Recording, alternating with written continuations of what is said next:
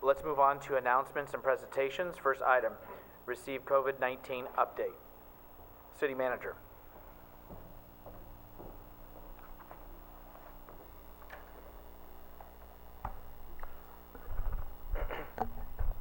Good afternoon to the mayor, members of the city council, and the public watching at home. My name is Javon Grogan, and I'm the city manager, and I would like to give the council and the community an update on the city's response to COVID-19. So we have a PowerPoint, and the slide that is up talks about our agenda. We'll begin with a brief update on COVID-19. We'll talk about the shelter-in-place order. And then we will talk about the actions that the city has taken, a number of the service reductions that we put in place. We'll talk about our community outreach and notification efforts, and then we'll talk a lot about volunteer efforts.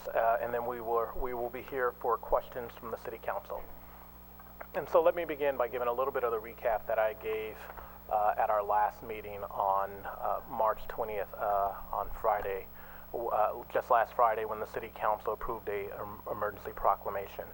So I think as we all know, the outbreak began in Wuhan, China in late 2019, and we are past the outbreak stage and are in a global pandemic stage. In San Mateo County, there are, as of today, 161 positive cases and 1 death. I'll point out that when I was here on Friday, there was only 100 cases in the county. So in the 4-day period, the number has increased by 61 positive confirmed cases. And that is because we all know that the availability of tests are increasing. There's a drive-through testing site here in the county. And so as we test, we know that the number of confirmed cases will go up. Next, I want to talk a little bit about San Mateo County and just say that personally, I think the county is doing an amazing job having set in on their weekly briefings and the coordination that they're providing to all the cities. I've worked in a number of counties, Alameda and Contra Costa County, and the level of collaboration and support that we received here from the county is really unparalleled in anything I've seen. So the county is doing a number of things. They are our coordination and our link to the California Public Health Department and the Center for Disease Control and Prevention. The City Council knows that there are daily briefings of all the elected officials that occur Monday through Friday, and our county actually helped petition the governor's office for a reprieve of the Brown Act so that all City Council members can participate in that call. And so you're all getting up-to-date information on this global pandemic and our local response directly from the county, which is really great information. They're also facilitating collaboration and coordination among all of the cities in the county and the special districts. There's daily calls on that, and we are one of the things that happened initially is all the cities really wanted to be coordinated in their response in the county, knowing that we're so closely related.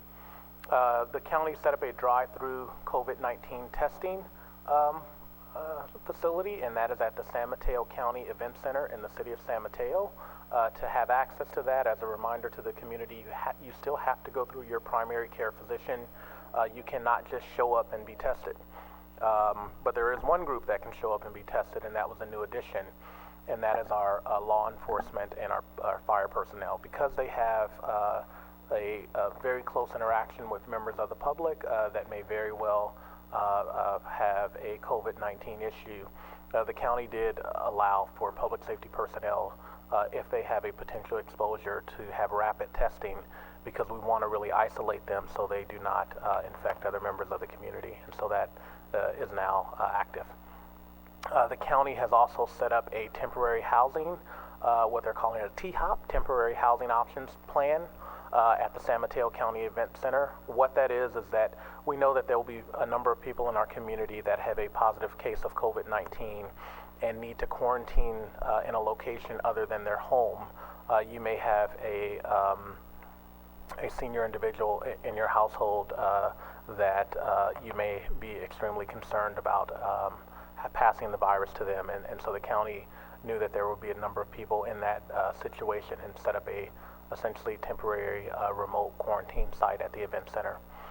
The county also just today passed a countywide emergency moratorium on evictions for residential properties that is specific to economic issues related to COVID-19. And so the Board of Supervisors adopted that just earlier today at their board meeting. The county is also providing countywide enhanced homeless services with the goal of providing as much immediate housing as they can, and is in the process of leasing not only hotel rooms but other facilities to get our homeless population off the street in a place that will help prevent the community spread that is occurring, and that is another risk population. The next slide I want to provide to council and the community is the global COVID-19 confirmed cases. And so as I stand here today, there are a total of 417,000 confirmed cases in the world. And if anyone doubts that there is rapid increase in cases globally, not just locally, look at what the figure was just 4 days ago when I was here. It was 271,000, and now it's 417,000. And just a couple days before that is when we passed the 200,000 mark. The number of global deaths increased by more than 7,000, and a 20,000 person increase in the number of individuals that have recovered. The next slide that I want to share, I know the trend line is a little hard to see, but because we downloaded it from the Johns Hopkins website. But the basic data is there, and you can really see just the exponential increase in the number of confirmed cases globally from January 21st, where there was less than 500 cases known in the world, to over 417 today, March 24th. And so on February 1st, there were 20,000, 95,000 on March 1, and now because of the community spread and the ramp up in testing, not just in the U.S. but across the world, over 400,000 confirmed cases of COVID-19, a true pandemic and the issue of our time. Next, this slide is familiar to a number of you because we displayed it on Friday, but all of the measures that are being put in place, our county measure, the state measure, and all of the recommendations from our Center for Disease Control and Prevention are all geared toward lowering the bell curve so that our healthcare system really has the capacity to deal with those that do get sick and need medical intervention from COVID-19. And so the statistic that I shared prior is still true. Approximately 80% of the confirmed cases we think will not need medical intervention. 20% will need medical intervention, and the mortality rate is approximately 3% and higher among more vulnerable populations. And so what we really want to do is sort of stop interacting for a little bit and lower that curve so we can reduce the spike in that bell curve and let our healthcare system have the ability to address that 20% that we know will more than likely need medical intervention. And so the county order, I will recap that really quickly, but as you guys all know, on March 16th, there was a 6-county order in the Bay Area that was issued limiting daily activities such as travel, gatherings, business functions to only those that are essential, and it allowed governments like us to define what our essential services are and scale back our organizations, and we did that, and we'll talk a little bit about that.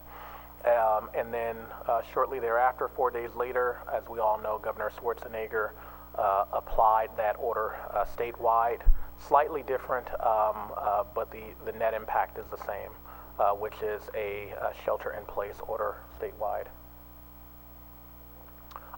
The county order that is in effect and a little bit more stringent than the statewide order, and all of the lawyers sort of did a quick conference and conferred that when there is a local order that is more strict, the local order takes precedent, and so we are still under the San Mateo County order because it is slightly more strict.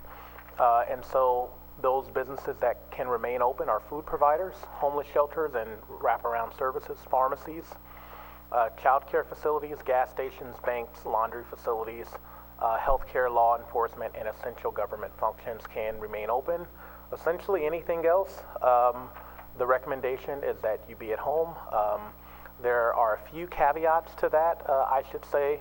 and there's sort of been a flurry of confirmations with businesses saying, can I stay open, can I stay open? And there's a resource for that, and that is the San Mateo County Legal Call Center. So the county set up a call center for businesses that have questions on are they covered by the order? And there are a number of exceptions to that. One of them is housing construction is allowed under the county to continue.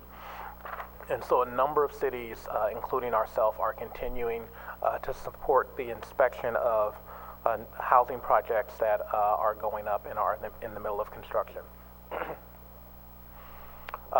And the county set up a frequently asked questions page, and SAMCETA is a resource. It is the San Mateo County Economic Development Association, and there are a number of business resources there for the public. Any small business, actually, large and small, and there are actually now becoming links and resources to small business loans that are not just available here in San Bruno, but available countywide. So with the declaration of emergency, the city took a number of immediate steps. The first thing we did is we activated our EOC. In the picture there is a image of the city's EOC, where we gather representatives from all across the city and have a org structure where we essentially do what we need to do to protect this community. And a number of steps were taken to define our essential services and protect our personnel. And so that emergency declaration was signed on March 16th and then ratified by the council last Friday. And so our essential services here are public safety, police, fire, medical, our public utilities, our CityNet cable services, water and sewer. So all of those are continuing. And any emergency repair permits. And so not only are we supporting at this time the continuation of housing construction, we are supporting if your water heater breaks or if you have an electrical issue and you have to come in for a permit, we will absolutely support that, and we know that that is essential for you staying in your home. And staff is available both remotely working from their house and as needed in City Hall to support that. We did a number of service modifications. We immediately closed all city counters and encouraged the public to be served online or via phone, and we are available for essential appointments only. And like most other businesses, we have a skeleton crew in-house to support really our EOC and really essential police, fire services, and then a few people in our finance department, our building, and our public works department for those essential appointments that really have to occur. We know people will be walking in for things, and as employing appropriate social distancing within our workforce, we are continuing to allow that. One example is we are encouraging everyone to pay their utility bill online and utilize those resources, but sometimes people want to come drop that check off. You can drop that check off in the mail slot outside of City Hall, and we regularly empty that throughout the day.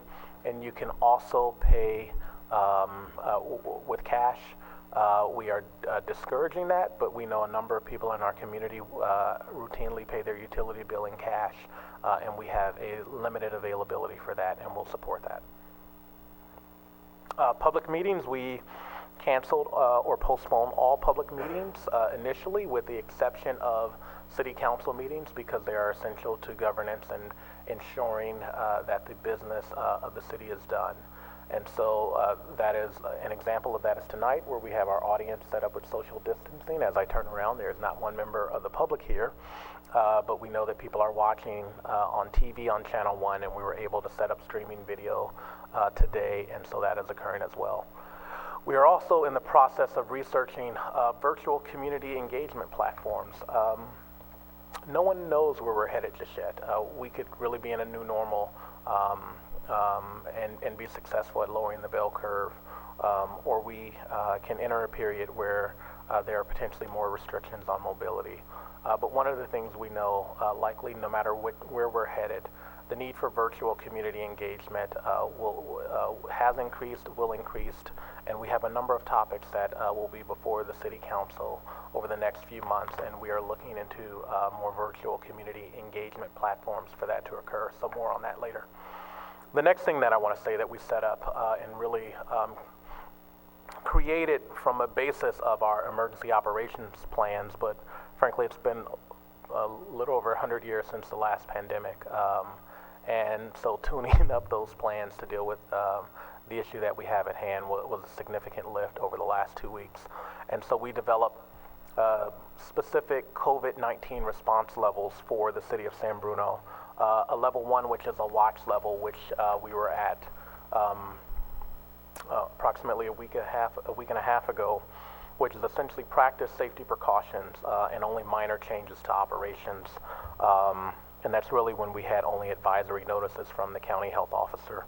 Alert level 2 is practice enhanced precautions and a moderate change in operations, and we have a list of the services and how they will be provided if we were at level 2. Unfortunately, we did not hit a level 2, and we immediately went to a level 3 when we had all 6 county health officers in the Bay Area on March 16th put in these shelter-in-place orders. And so we are currently at a warning level 3, stringent precautions in place, and really only providing essential services. And so as a part of our continuity of operations plans, these 3 levels make up how we will moderate city services. And one of the things we know is that as we get through this period and come out of this, we will likely over the next 6 months to potentially 12 months float in between these various levels. And so the public shouldn't expect that we will go from a warning level 1, or warning level 3, and then we will be done with COVID-19. Until there's really a vaccine, and that vaccine is widely available in the U.S., we will likely be floating in between these levels as we moderate our services to the community and take safety precautions. So we took a number of actions. We, as an entity, like most other businesses, had to immediately accelerate telecommuting. And in municipal services, you actually don't have a lot of telecommuting like you do in other businesses. And so it was quite a big lift internally to set up telecommuting, and the need to have some of our employees answer city phones in their home to comply with the order was a number of lift, and sort of all of our IT challenges I won't talk about, but like every other business, we have those in this new environment where everyone is trying to telecommute and do it in less than a week. But we did waive a number of fees and extend a number of timelines. We waived late library fees, all CityNet services. We are temporarily not doing service disconnects for non-payment. We are continuing to sweep the streets, but we are not issuing parking tickets. We are extending permit deadlines due to the unique environment and waiving late fees for utility payments. One of the things that we were also able to do, and I really want to congratulate the fire department in taking very, very swift action, frankly, before a lot of the other cities in the county did it, and we were able to secure reusable particulate filter masks for all of our public safety personnel. And so it's a higher level mask that is what's called a P100, but it's a 2-part particulate mask that we were able to order. We found a supplier. We were able to get them and get all of our public safety personnel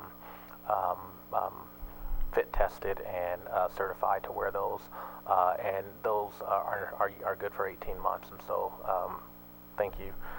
And you should know that your city has been extremely resourceful. There are supply chain disruptions occurring already, and we have employees driving 2 hours away to stock up on gloves when they were available, not in the Bay Area, but you could drive 2 to 3 hours away and get them. We did that, and so we have a stock of some PPE in-house. And just today we had an employee drive to pick up 15 gallons of isopropyl alcohol so we can make our own disinfectant because we're actually running out of what we have in stock, and our supplier is unable to provide it like everyone else is dealing with. And so we're becoming resourceful, as is all businesses and individuals in this time. Canceling events. So unfortunately, we have had to cancel all regular and pre-scheduled city programs and classes, and those are canceled until further notice. And so that's everything at our library events, our recreation programs and leagues, our after-school programs, our fitness classes, our spring camp. Importantly, we have not made a decision, and I think it's important for the public to know this, we have not yet made a decision that we will cancel summer camp. And that is a TBD, to be determined, but we are canceling spring camp that was set to launch on April 6th and go from April 10th. Senior programs are temporarily suspended, albeit our lunch program, and we'll talk a little bit about that. And a few citywide special events, our Easter egg hunt on April 4th, and Social Connections, which is a wonderful program for the disabled community, unfortunately, has been postponed. And so we have been forced to cancel and postpone a number of well-loved community programs. Our senior programs, so we have canceled all regular senior programs that occur here in this facility, and those are suspended until further notice. The council will remember that our senior lunch program is well utilized by our community, and on a regular day we serve anywhere from 100 to 150 people Monday through Friday. We have had to stop that program in its normal capacity, but we were able to, because of a lot of local connections, identify those in our local senior community that are most vulnerable, and really relied on that daily Monday through Friday lunch program as their primary meal. And so we do have staff delivering a limited number of meals, and so they're still cooked here. And they're delivered out to the senior community via that. And so there is a number that our seniors can call if they are really in need of a senior lunch, and that is area code 650-616-7150. All of our playgrounds and public restrooms are unfortunately closed now, and so we are putting that out on social media in various platforms. But similar to a lot of the cities in the county, we have closed the playgrounds due to COVID-19 and closed public restrooms, unfortunately, due to the lack of need or the lack of the ability to acquire cleaning supplies. We're really at a point now where we are starting to ration and become very diligent in how we use the cleaning supplies that we have on hand. And so we have decided to close public restrooms in large part for that matter.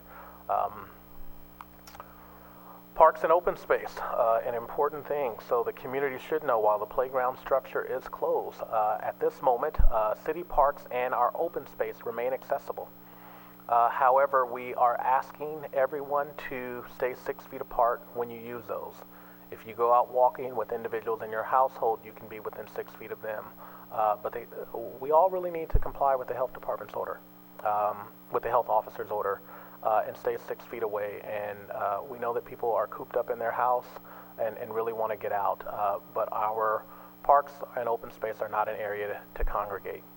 And so similar to what I think was reported yesterday in the press is that over the weekend, a lot of people, not only in the Bay Area but throughout the state, were cooped up in their house, so they decided to go to a state park. And then the governor said, you know what, we really can't have that, so we're closing all state parks and beaches and parking lots.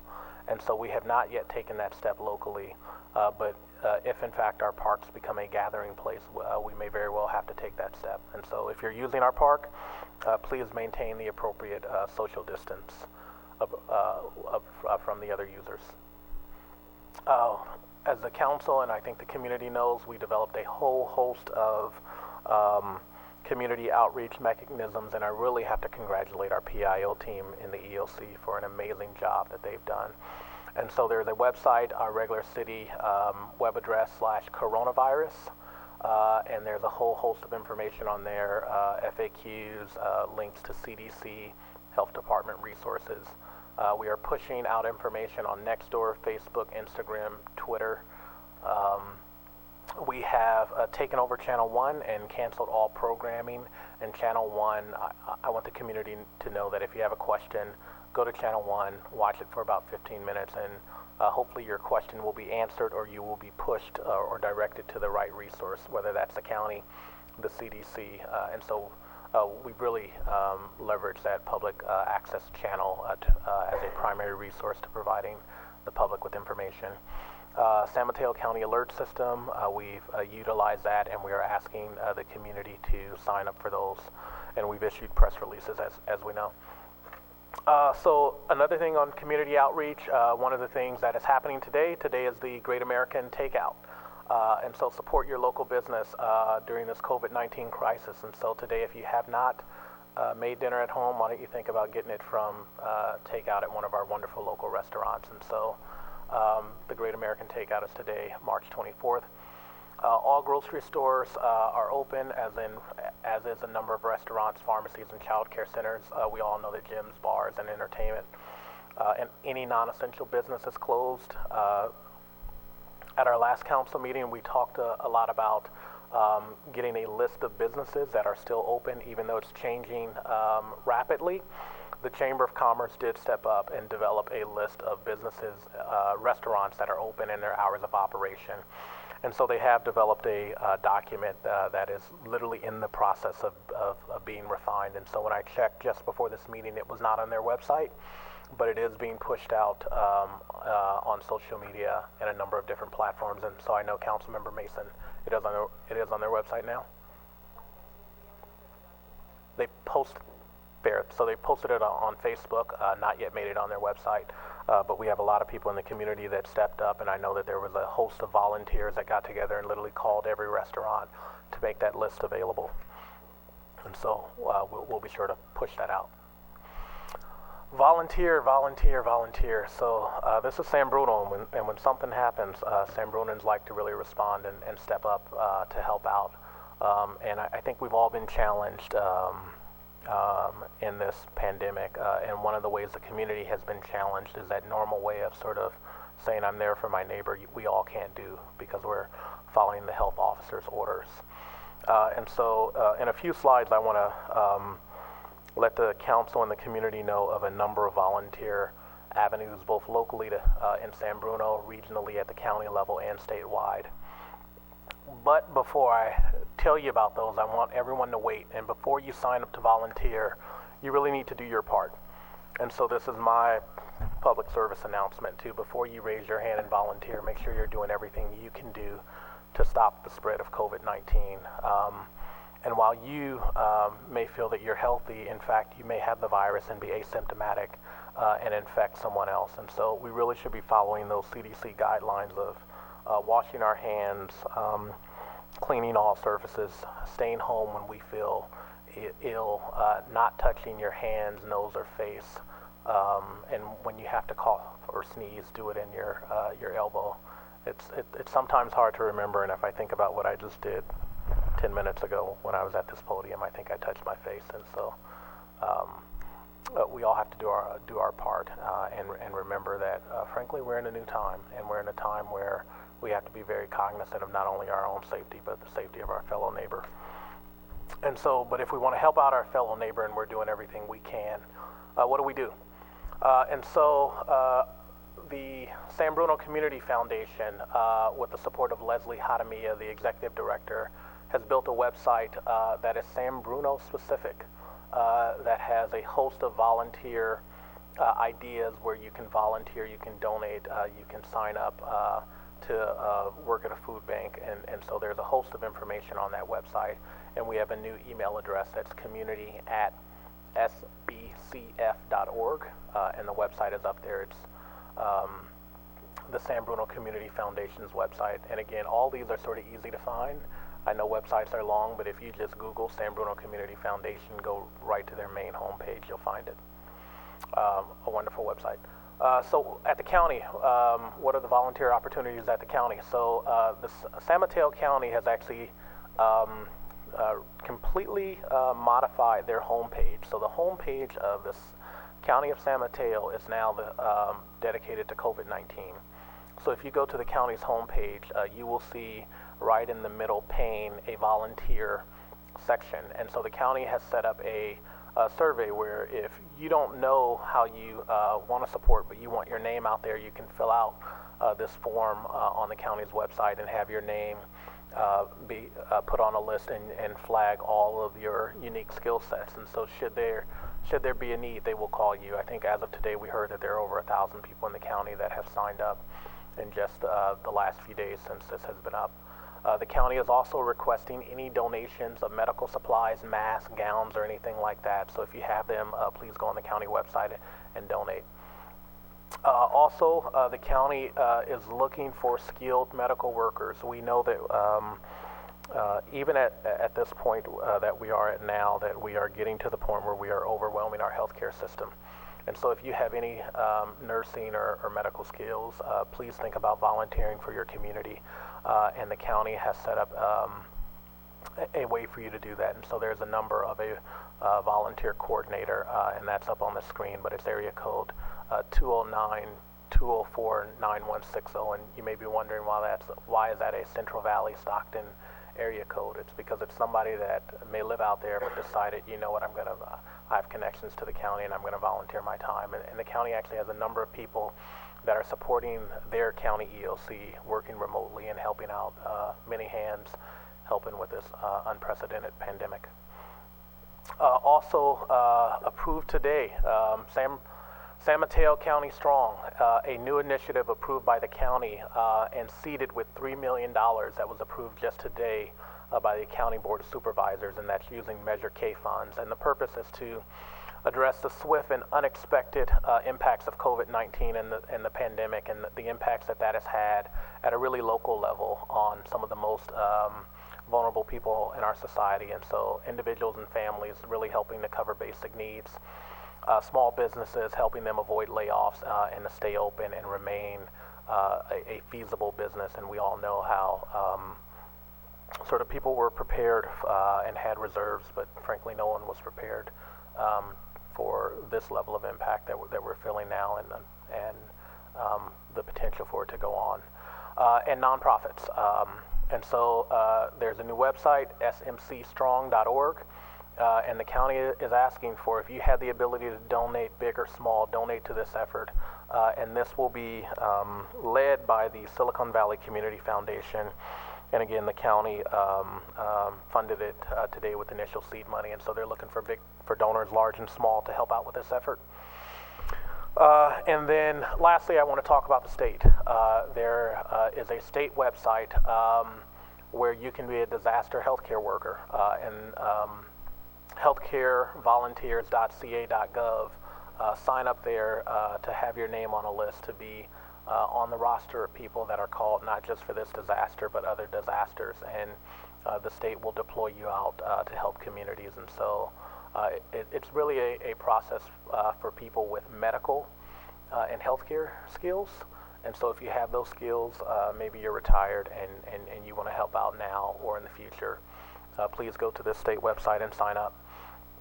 In addition, the state has also has a website that is serve.ca.gov. It's just at the bottom of this screen, and it's for and they're essentially calling all healthy Californians to do things like deliver meals, donate to a shelter or a food bank, volunteer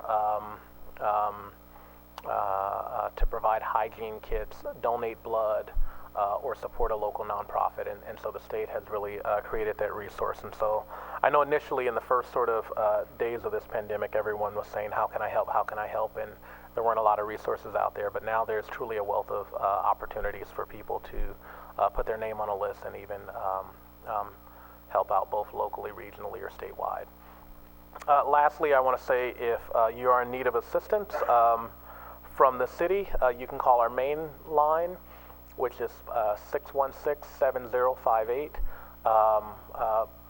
But really go to the website if you can, because the website will direct you to a host of services, and the website has the direct line for all of our departments, and so all of those we have insured not only have a voicemail, but most of the time if a customer is not being served, we really want a live body to pick up those department lines.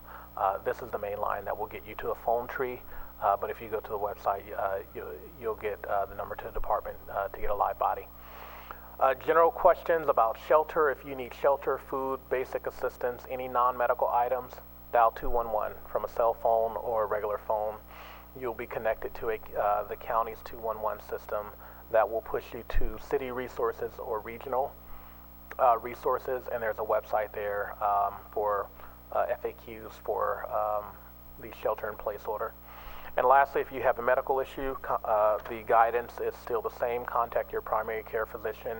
That is really how you will get prioritized for a COVID-19 test and get the immediate assistance that you directly need. So that concludes my presentation tonight. I want to thank the City Council for their time. I know it was a long presentation, but we really wanted to give some thorough information to both yourselves and the community. Thank you. Thank you, Javon. Any questions or comments from my colleagues? Through the chair? Marty? Yes, I haven't been able to, I've been pretty good at sheltering in place. Just wanted to let everybody know that. So I don't know if the gun store is still open on El Camino. Was that been closed? Gun stores. So Peninsula Guns on El Camino, when I looked yesterday, they were closed. I do not know if Big Five is closed at this point. I think we're getting that question a lot. The county is getting that question a lot. Are gun stores covered under the health officer's order, and are they essential service? I really won't say any further because the honest answer is you really need to be a lawyer because there's some Second Amendment issues that are at play here with the ability for gun stores to close, and so I know that there are challenges countywide getting gun stores to comply with the order, and here I do believe that Peninsula Guns is closed, but Big Five as of late remains open. Thank you. To the chair. Laura? Just one question. Are all the hours of operations, I know unlimited, is it still 8 to 5? So if you have a cable, internet issue, you can call 8 to 5. If you have a question about your water utility bill, whatever it may be, it's all 8 to 5. Yes, that is still in place right now. Thank you. Anyone else? Yes. Linda? So the other day I saw a post, it was on Nextdoor, from one of the Millbrae City Council members regarding flushing and that it's overflowing, I guess, some of those sewage systems. And there was an article about Novato having the same issue, and I'm just curious to know if San Bruno has any concerns around, I guess, clogging. I don't know if that would be the right term. Is the sewage still flowing in the right direction? As of yet, yes, the sewage is flowing in the right direction. And in my last check-in with our sewer utility department, they reported everything status quo. I do want to say that we are sort of in an unprecedented time where everyone is home using all the services, and so we will continue to be mindful of that. Thank you. The other question I had was around banks. Banks are an essential service, but I have received reports that I guess U.S. Bank has been closed in all of their locations, at least in the peninsula. And so my question is, how do individuals get money out if their bank is closed, and how do you find out what your bank hours are if they are open at this time? Right. And so the best resource that we could say for that is all of the normal resources, whether it's looking up the phone number, or going online. I do think that we will continue to have businesses that are deemed essential by the county order that will individually decide to close, right? Sort of nationally, we have Starbucks making that decision. Even though as a cafe they could stay open, they have decided to close all of their locations that are not drive-through locations. And so I think if this is prolonged, we will see more and more businesses making that individual decision. Okay. And then along the same lines, are there any specific resources that, I don't know if it would be a legal aid group, but I'm getting messages in particular from the Hispanic community asking, how do I know if I can work? Gardeners, house cleaners, living paycheck to paycheck. Who can they contact to specifically say this particular area of work is essential or is not essential? Absolutely. So the best resource that I will say is call 211. That is the best, sort of easiest way. If you have a question, they will direct you. I will also go back to another slide because there is a direct legal hotline where businesses can call that San Mateo County has put together to interpret the order. And so that is, they're open from 8 to 4 p.m. That number is area code 650-363-4588. And you can call if you're a business and you have a question on, whether I should stay open. You can call that number, but what I would actually suggest is before you call that number, go to the website and check out the FAQs, because as the county's legal department answers the question, they're adding it to the FAQ. So when they get the question on, and that actually came up, are gardeners covered, is that an essential service? The answer to that is no, they are not an essential service. And we are having, I was outside of City Hall and helped a resident just the other day who came to City Hall wondering if her husband, a gardener, could continue to work. But we are getting that question. So the best resource is call 211, you will be routed. If you can go to the county website and look at their FAQs, likely your question is there. If not, call the call center. I guess the other thing that I'll say for those of us that remember this presentation from Friday, the county had an email address for this legal hotline. They have taken away that email address because they really feel that they are answering sort of most of the questions. So most of the answers are up on the FAQ website or call the legal hotline. Another question is, since the city has closed all of its public facilities, and I believe most cities in San Mateo County have as well, the concern becomes a sanitation concern. We don't have a huge homeless population here in San Bruno, but overall in the peninsula there is, in the aggregate, a large homeless population. And so the question becomes, where do they go to use the restroom? Is it a concern that the city is addressing, or are we planning for? So we've contacted our homeless outreach team from Life Moves, and that has been a unique concern.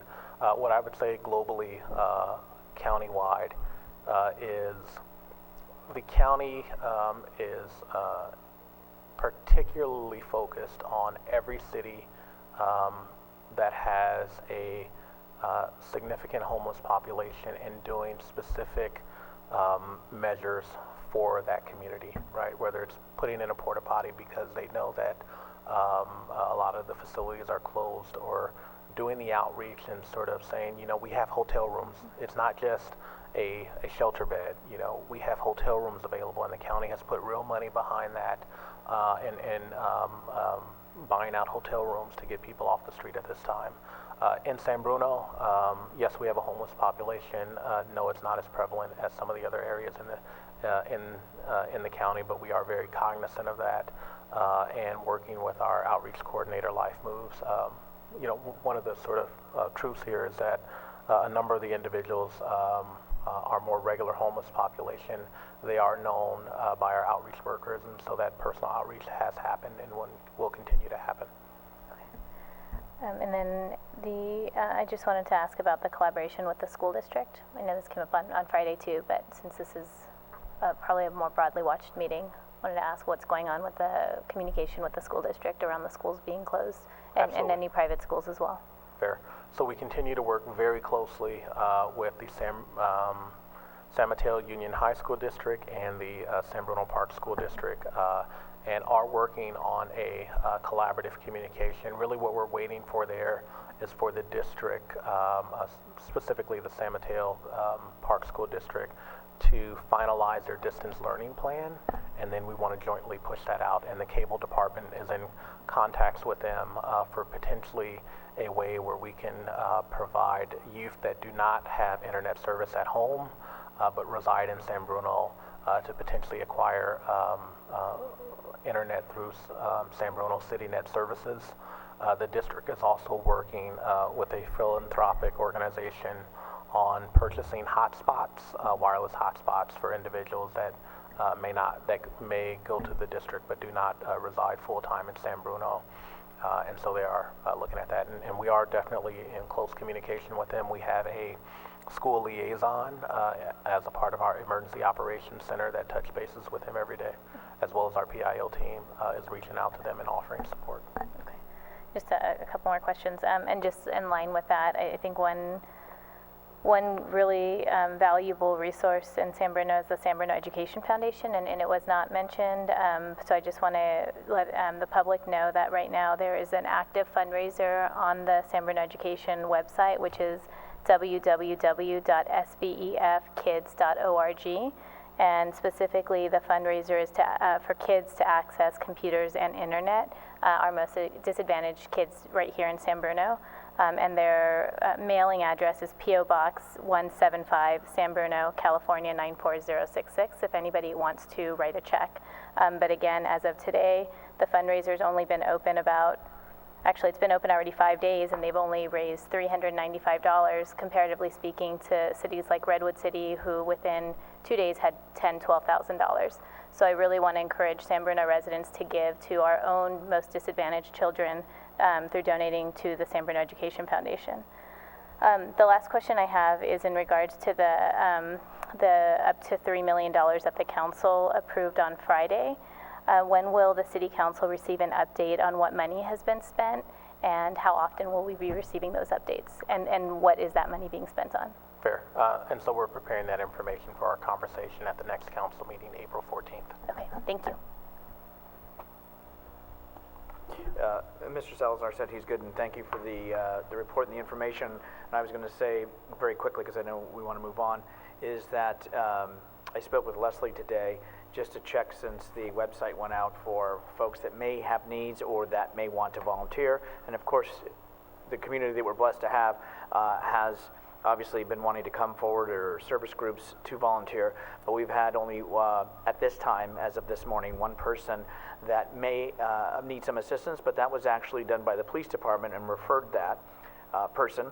And kind enough that there is a person at City Hall, a city employee, that knows this person and has taken that on in order to ensure that that person is taken care of in the city. So again, thank you to the PD and thank you to the staff member at City Hall, but that's as of today. So, but again, that is an avenue and outlet in order if services are needed or that you wish to assist in our local community. So thank you to the city manager. Thank you for your report. Let's move on to item B. The 2020 census is here. Be informed, be involved, be counted.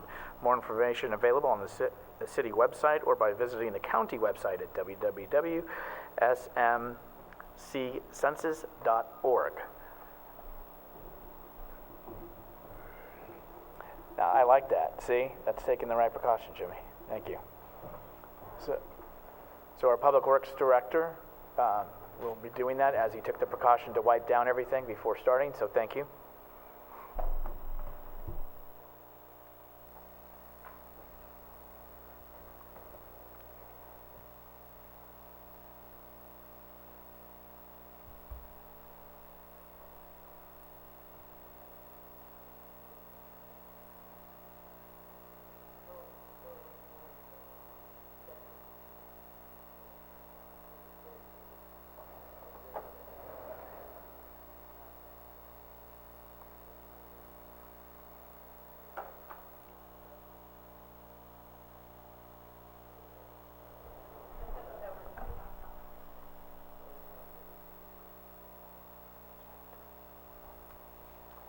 Good evening, Honorable Mayor, members of the City Council. Jimmy Tan, Public Works Director.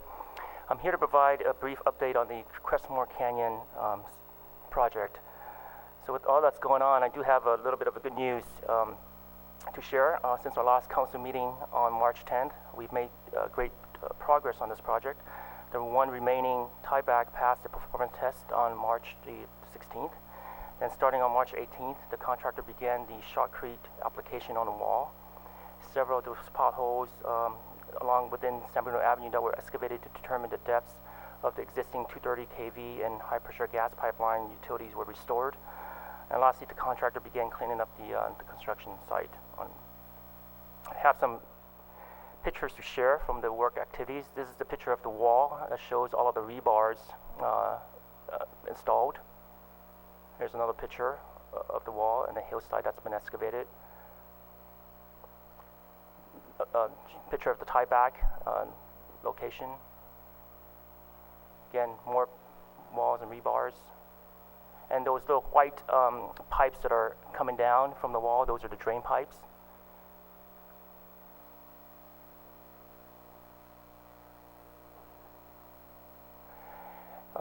Here, the contractor is filling the existing pothole with CDF, which is controlled density fill, slurry mix. Here's a shotcrete application that's being applied to the wall. There's another picture.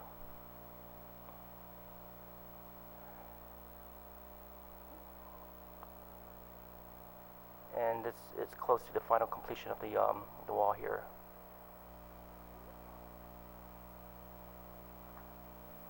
And this is currently the state's right now. And this is a picture, you know, if you get close to the sidewalk, you'll be able to see where the wall's location is, but then there's a steep drop into canyons. So what we're planning to do, the next steps, is to install guardrails at the location where you saw the barricades, and the wire fence on top of the wall that's been installed, so that we prevent any vehicles or any people crossing going over the side there. So in addition to that, we'll be removing and replacing the sidewalks. The cost for that is approximately $23,000, about 145 feet of sidewalks and curb will be replaced. Both the eastbound and westbound lanes of San Bruno Avenue is from Crestmore Avenue to Caltrans right-of-way near Skyline Boulevard is also being proposed to be repaved. We haven't gotten the cost for that yet. We've contacted several paving contractors to try to get the cost for that. So this concludes my presentation. I think the biggest portion of the work is complete already. So the next thing is just to do these 3 additional steps, and we'll be finished with our project. So this concludes my presentation. Thank you. And again, this was in regards to the status of the local emergency related to the repairs of the Crestmore Canyon and continuing the declaration of local emergency. Since we're getting near complete, do you have an estimate time as when you think this may be complete, and then therefore the declaration is closed out? Correct. So we're thinking that the guardrails and the sidewalks can be done probably by the middle of April. Is what we're looking at. Resurfacing, it's unknown whether the paving contractors are available at this moment. That's something that we're currently checking with them in regards to the schedule as we're getting the cost for them. So we're thinking that if everything goes well, probably by mid-May is what we're looking at to have everything, the roadway repaved. Great, thank you. Other questions or comments from council? The chair? Marty? Yes, it's great to see all the progress. Thank you. As for the resurfacing, is that going to be paid through Measure A funds for part of the paving part, or is that considered part of the emergency funds? Yes, currently it's that's something that to be evaluated. Paving can come from the Measure A or funds. Since we're still under the emergency declaration, that's something that we have to discuss whether the funds should come out of the emergency fund or not. So I think we'll discuss that internally. And we'll hear. That. Excuse me, I'm sorry. And we'll hear back before that decision is made. It seems like the emergency part, after you put the guardrails back up, I would agree that the emergency is over. Paving in San Bruno is needed everywhere. In a lot of places, we rephrase that. So I look forward to hearing that decision and getting this emergency past us. Thank you very much. Thanks. Through the chair. The city manager wanted to respond, and then Mr. Michael. Sorry. Yeah, absolutely. We'll come back to the city council if we think it's advantageous to append that additional roadway to this project. I mean, as the council knows, sometimes there are benefits to do things with economies of scale, and while we didn't plan to repave that section, there may be significant benefits to doing it now because we will be repaving the section where the slide occurred. The other thing I want to sort of remind the council about is that there was an additional component of work that was a part of this project. It was a $400,000 component to shotcrete the hillside. the going thinking is that the repair went very well, and the engineers believe that that is something that we may be able to not do at this time, but a final decision on that has not been made, and so we will, when we come back for later reports, we'll give you a final determination on if we think that it's beneficial to do that extra $400,000 project to create, it's called shotcrete, but essentially a concrete area around that entire mouth of where the slide occurred as an added measure of protection. But that was in the total budget that was provided to you the first time. Michael? Thank you.